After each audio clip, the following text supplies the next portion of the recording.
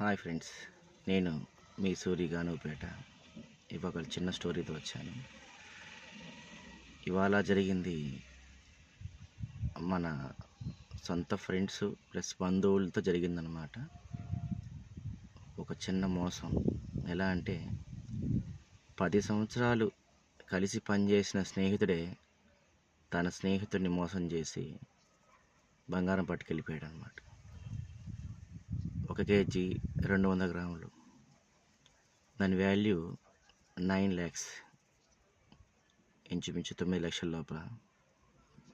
కానీ బ్రదర్, ఇవాళ మీరు బంగారం పట్టుకెళ్ళిపోయారు, అమ్ముకుంటారు.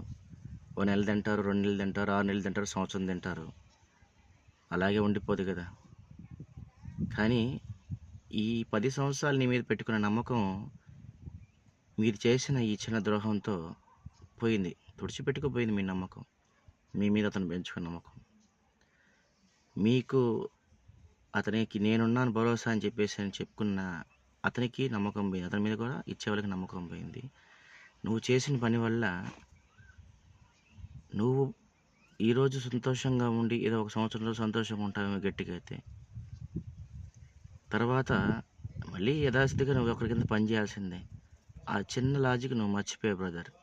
కానీ నీ వల్ల అతను ధైర్యవంతుడే అయితే నీ స్నేహితుడు నిలబడి ఎల్లోగలా కడతామని అనుకుంటాడు. కానీ అతను కూడా మళ్ళీ మధ్యతరగతి వాడు కాబట్టి అతను సూసైడ్ చేసుకున్నానికి కూడా వెనకాడటం లేదు. నీ వల్ల అతని కుటుంబం వీధిని పడిపోయింది.